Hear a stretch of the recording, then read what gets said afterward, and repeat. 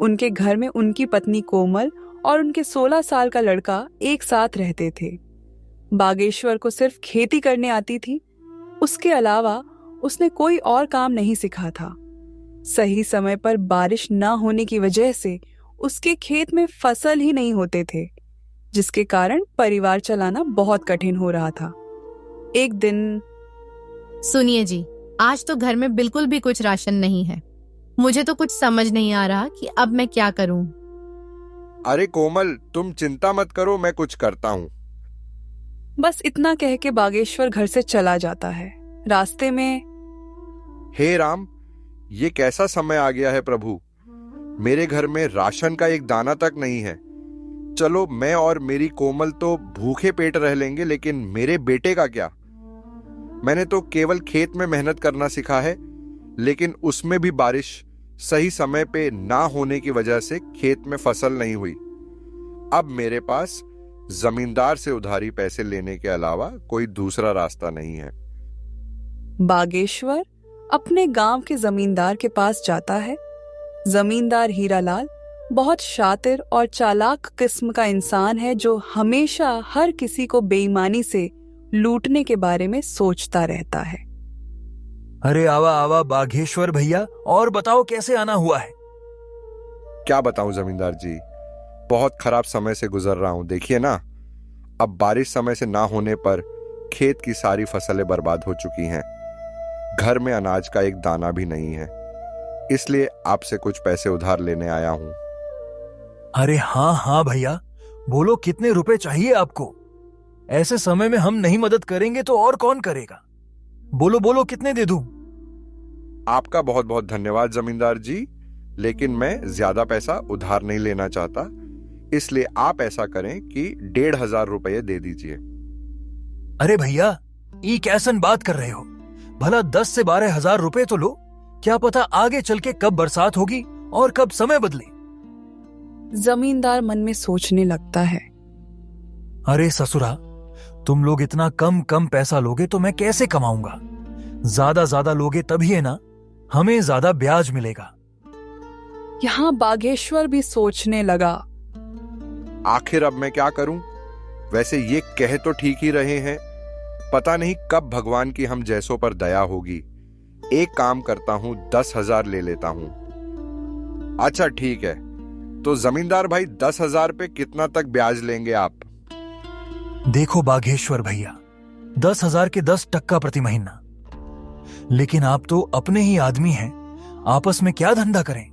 चलो आप 8% दे देना। हे भगवान, 8% प्रति महीना तो हमारे लिए बहुत ही ज्यादा ब्याज है। ले तो लेंगे, लेकिन चुकाएंगे कैसे? अगर नहीं लूंगा तो मेरा बेटा नकुल भूखा ही रहेगा। चलो ले ही लेता हूं। अगर भगवान की यही मर्जी है तो यही सही। अरे बागेश्वर भैया, क्या हुआ? क्या सोच रहे हैं? ब्याज के बारे में तो नहीं सोच रहे हैं? हाँ जमींदार भाई, इतना ब्याज कैसे? अरे कोनो चिंता की बात नहीं है। देखिए, आप तो अपने हैं, आराम से चुकाइएगा। कहिए क्या कहते हैं? अच्छा ठीक है, दे दीजिए। बागेश्वर उस जमींदार से 10,000 रुपए उधार लेके चला जाता है। चलो अब जल्दी जल्दी बाजार से राशन और नकुल के लिए कुछ खाने को ले लेता हूं। आज मेरा बेटा तो खुश हो जाएगा। बागेश्वर जल्दी जल्दी बाजार से सामान लेके घर के लिए वापस हो जाता है। घर पहुंचते ही कोमल बागेश्वर के हाथ में सामान देखकर खुश हो जाती है और कहती है, हाजी, ये सामान पैसे कहाँ से मिले जी? देखो कोमल, मुझे पता है तुम मुझ पर गुस्सा करोगी, लेकिन मेरे पास और कोई चारा भी नहीं था। मैं समझ गई जी, आपने किसी से उधारी पैसे लिए होंगे, पर कोई बात नहीं, मैं भी वही सोच रही थी। लेकिन ऐसे समय में गांव में किसी के पास देने के लिए पैसे नहीं हैं, तो क्या आप जमींदार से उधारी पैसे लेके आए हो? हाँ कोमल, लेकिन तुम चिंता मत करना, भगवान के घर देर है अंधेर नहीं। अभी इस वक्त मेरे बेटे से बढ़ के और कुछ नहीं है। हाँ, आप कह तो सही रहे हो, लेकिन वह जमींदार बहुत चालाक और बेईमान है। वह बहुत ज्यादा ब्याज लेता है और समय पे पैसे ना देने पर खेत या घर छीन लेता है। आपने कितने रुपए उधार लिए? मैंने तो 1,500 ही मांगे थे, पर उसने कम से कम 10,000 या उससे ऊपर लेने बोला, इसलिए मैंने 10,000 ले लिए। सुनो ना कोमल, अब मेरे बेटे के आने का टाइम हो गया है। मैंने ये कुछ सामान लाया है, जाओ सबके लिए कुछ अच्छा सा बना दो। जी, आज तो मेरा बेटा खुश हो जाएगा। इतना कह के कोमल रसोई में चली जाती है। कोमल ने बहुत ही स्वादिष्ट खाना बनाई। खाने की खुशबू पूरे घर में महक रही थी। वाह कोमल, तो अपने बेटे की मनपसंद खीर बना रही हो। दोपहर में नकुल घर आ जाता है। अपना पसंदीदा खाना देखकर वो बहुत खुश हो जाता है। बड़े दिनों बाद बागेश्वर के परिवार में आज सभी के चेहरे पर खुशी थी। माँ, खाना तो बहुत बहुत ज्यादा स्वादिष्ट था।